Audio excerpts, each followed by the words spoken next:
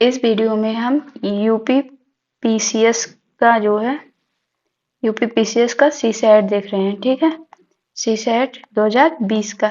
इसके पहले और भी क्वेश्चन पेपर करवाए जा चुके हैं, तो आप लोग उसको जाके देखिएगा। और प्लस पीडीएफ भी दे रखी है। ठीक है, तो आप लोग उससे अपना रिवीजन भी कर सकते हैं। और जो है, हमने हिंदी को क्यों उठाया पहले, क्योंकि हिंदी में हमारे 20 से 25 क्वेश्चन जो है अकेले हिंदी से ही आ जाते हैं। ठीक है, तो इसको क्वालिफाई करना थोड़ा आसान हो जाता है। तो बाकी और जो पार्ट है आपके, वो वीक हैं या स्ट्रांग है, उसे नहीं मतलब है। लेकिन अगर हिंदी आपकी वीक है तो कहीं ना कहीं थोड़ी दिक्कत होगी, इसीलिए हिंदी को पहले कवर कर रहे हैं। ठीक, अब देखते हैं हम अपना पहला क्वेश्चन स्टार्ट करते हैं। तो पहला क्वेश्चन में दिया, यथाशक्ति में कौन सा समास है। ये यथाशक्ति में कौन सा समास है, तो इसको अभी हम लोगों ने कल भी देखा था। और कल एग्जाम्पल कुछ दूसरा था, शायद आजीवन करके था।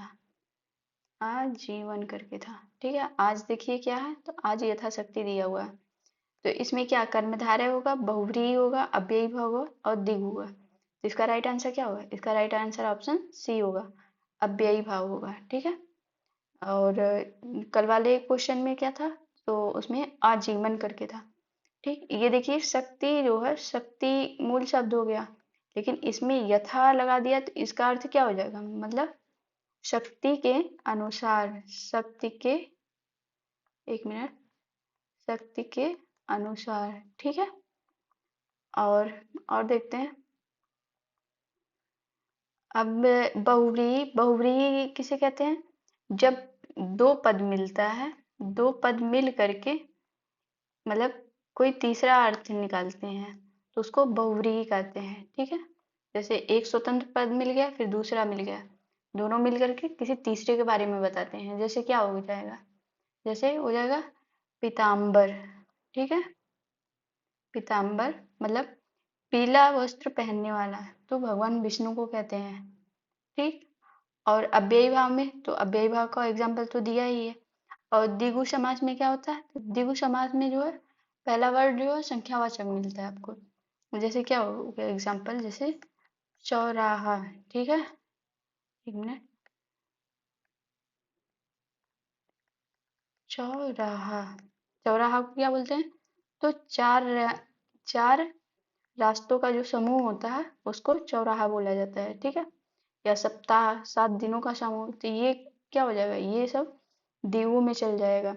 और कर्मधारय में क्या होगा, तो कर्मधारय में किसी की विशेषता बताई जाएगी, विशेषण और विशेष्य दोनों होंगे। ठीक है, तो राइट आंसर क्या होगा, राइट आंसर ऑप्शन सी हो जाएगा इसका। ठीक है, अब आगे देखते हैं, आगे क्या पूछा है।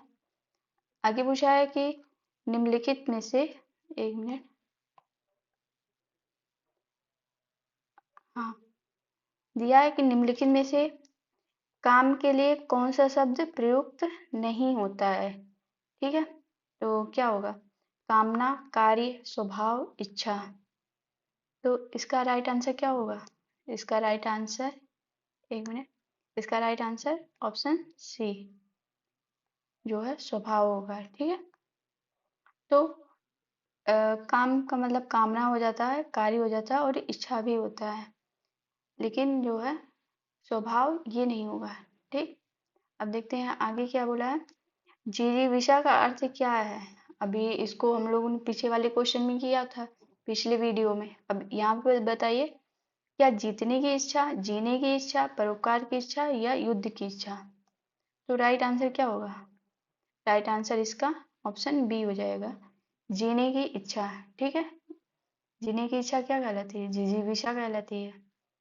ठीक, और जो है आगे देखते हैं। तो समवाय शब्द का अर्थ है क्या, समूह, समवयस्क, अच्छा समय या समान वायु। तो इसका राइट आंसर ऑप्शन ए हो जाएगा। ठीक है, समवाय मतलब समूह, संघ। ठीक है, और समवयस्क मतलब क्या होता है, तो समान आयु वाला। ठीक है, समान आयु वाला। ठीक।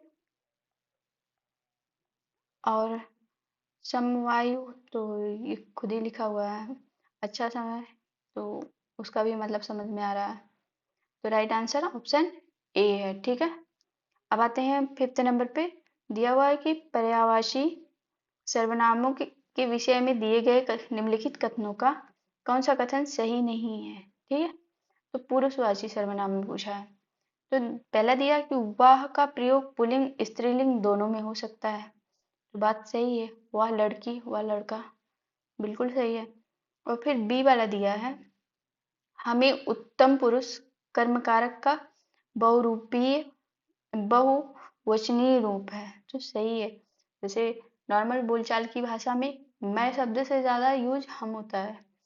ठीक है। तो हम कहने का मतलब जैसे एक समूह समझ में आता है कि कई सारे लोग हैं, लेकिन ये बहुवचन के रूप में एक व्यक्ति के लिए भी होता है। उत्तम पुरुष बोला है। ठीक। कर्म कारक का बहुवचनीय रूप है, ये सही है।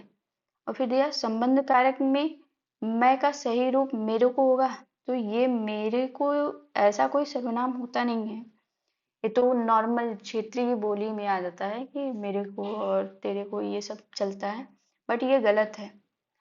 मैं का क्या हो जाएगा, मैं का मुझको हो जाता है। तो मुझको। ठीक है, ये सही होगा, मेरे को ये गलत है। और यह के साथ ने का प्रयोग संभव नहीं है, तो ये भी बात सही है।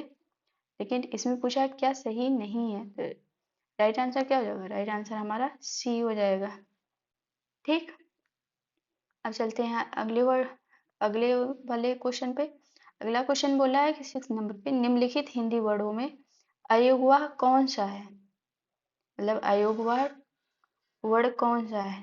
तो उ ऊ है, अंग अ है, या आ ओ है, या ए ऐ है। तो अयोगवाह जो है, जो विसर्ग वाले होते हैं या उनको कहा जाता है। जैसे अंग और आ को, जैसे वर्णमाला को भी कई पार्टों में बांट रखा है, तो उसमें अयोगवाह अंग और आ को कह सकते हैं। ठीक है, कह सकते नहीं, कहते हैं। ठीक। राइट आंसर क्या होगा, बी हो जाएगा। ठीक है। अब देखते हैं अगला क्वेश्चन। तो दिया है कि निम्नलिखित वर्डों में कौन सा वर्ड मूर्धन्य नहीं है। तो उच्चारण स्थान पूछा हुआ है कि मतलब किसका मूर्धन्य नहीं है। ठीक है।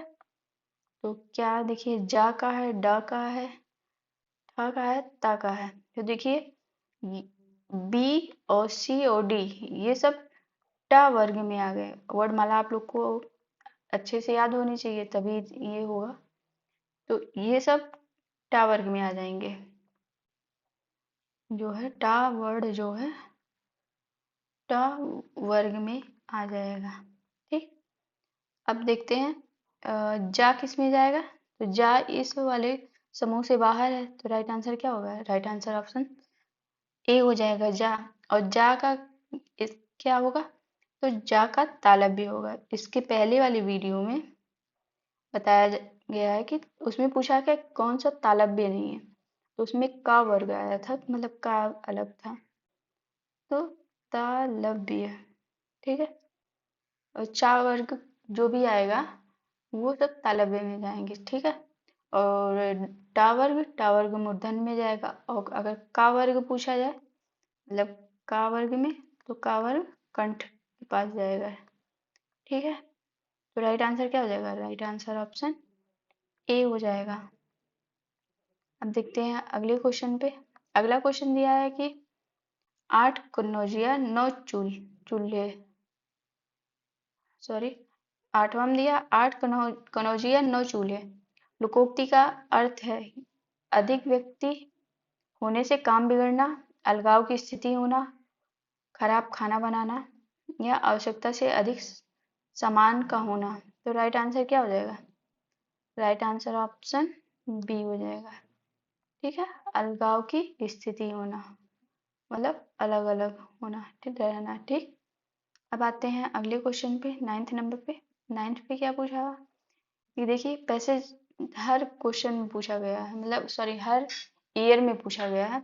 दिया है कि प्रश्न संख्या 9 से 13 के लिए, मतलब क्वेश्चन होगा इसमें अधोलिखित गद्यांश को ध्यान से पढ़िए तथा प्रश्न संख्या 9 से 13 के उत्तर इस गद्यांश के आधार पर दीजिए। ठीक है, अपना दिमाग नहीं लगाना है, जो भी है इस गद्यांश में ही लिखा हुआ है। ठीक, तो दिया है कि धर्म मनुष्य के भीतर निहित देवत्व का विकास है। ठीक है, धर्म ना तो पुस्तकों में है ना धार्मिक सिद्धांतों में, वह केवल अनुभूति में निवास करता है।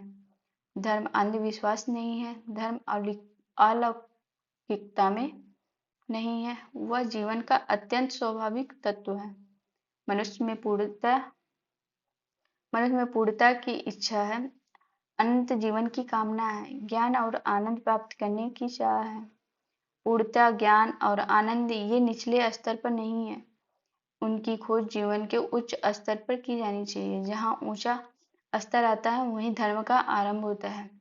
जीवन का स्तर जहाँ हीन है, इंद्रियों का आनंद वहीं अत्यंत प्रखर होता है। इस तरीके से हमारा पैसेज समाप्त हुआ। अब हम इसका क्वेश्चन देखते हैं। ठीक है, आप लोग पैसेज सॉल्व करने से पहले देखिए, पहले क्वेश्चन पढ़ लीजिएगा, फिर उसके बाद पैसेज को रीड करिएगा, ताकि दिमाग में एक रफली आइडिया बने कि कौन कौन सा क्वेश्चन पूछा गया है।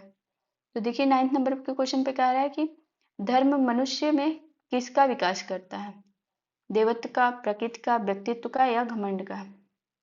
तो देखिए धर्म मनुष्य के भीतर निहित देवत्व का विकास है, पहली लाइन में ही है। तो राइट आंसर क्या होगा, राइट आंसर ऑप्शन ए हो जाएगा। ठीक, और फिर लिखा है 10th में, धर्म कहाँ निवास करता है, समाज में, राष्ट्र में, अनुभूति में या उपरोक्त में से कोई नहीं। तो ये देखिए जो है, धर्म ना तो पुस्तकों में है ना धार्मिक सिद्धांतों में, यह केवल अनुभूति में निवास करता है। ठीक है, तो राइट आंसर क्या हो जाएगा, राइट आंसर इसका सी हो जाएगा। ठीक है, राइट आंसर ऑप्शन सी, अनुभूति में निवास करता है। अब देखते हैं अगला क्वेश्चन क्या कह रहा है कि इंद्रियों का आनंद कहाँ पर प्रखर होता है, क्या जहाँ अच्छाइयाँ हो, जहाँ जीवन का उच्च स्तर नहीं है, स्वर्ग में या नरक में।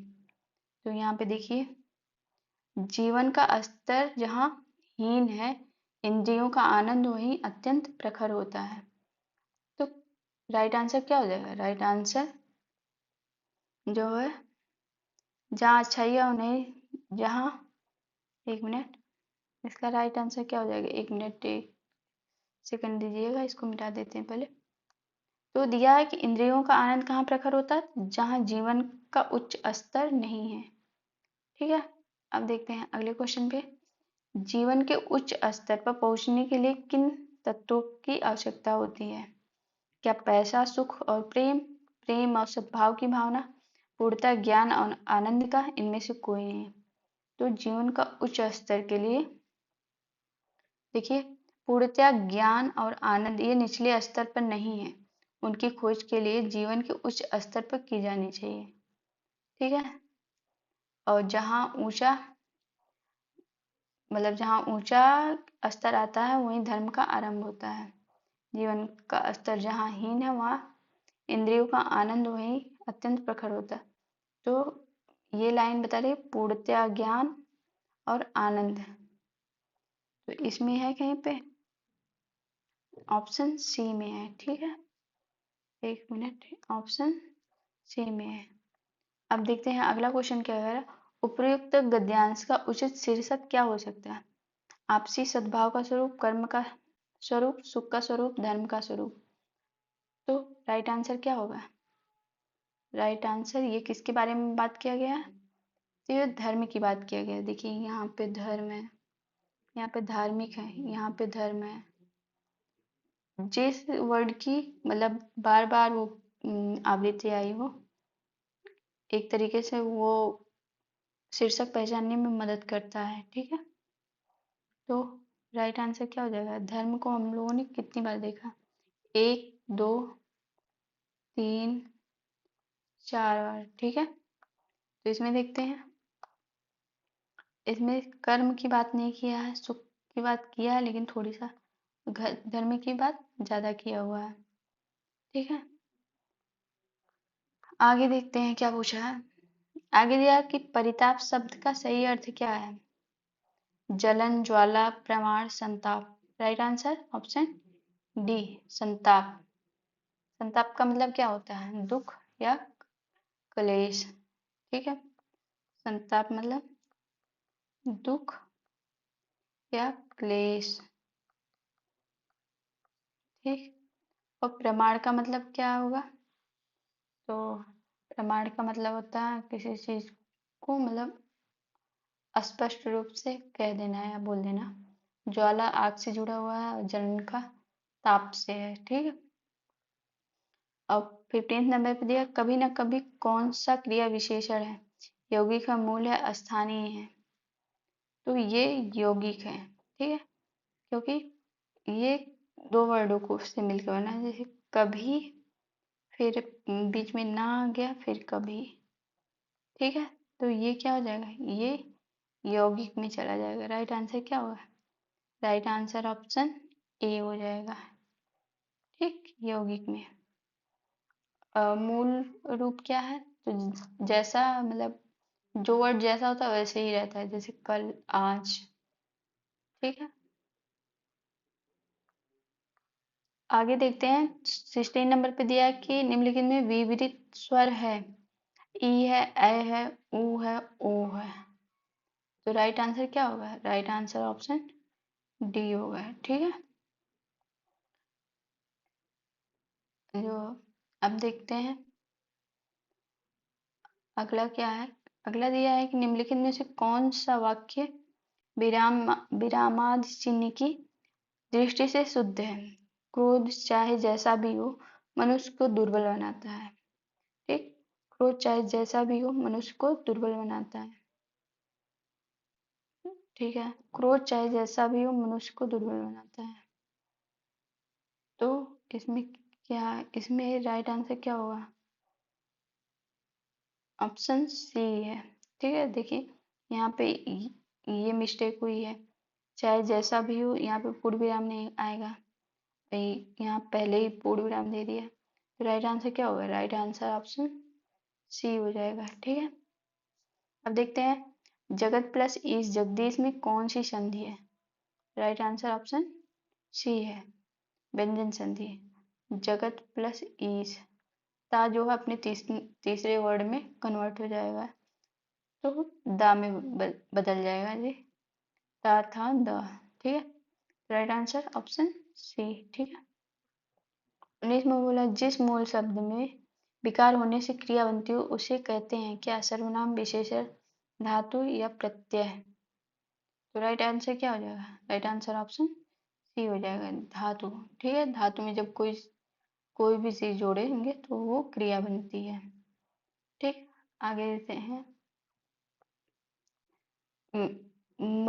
मसृण शब्द का विलोम है। सुकुमार, चिक्कड़, रुक्ष या अमसृण। राइट आंसर ऑप्शन सी है। देखिए इस तरीके से इसका बताना थोड़ा डिफिकल्ट लग रहा है, लेकिन इसका कोई सोल्यूशन नहीं, आपको रटना ही पड़ेगा। विसर्ग का वृक्ष होता है। ठीक है, तो ये हमारा 20 क्वेश्चन यहीं पे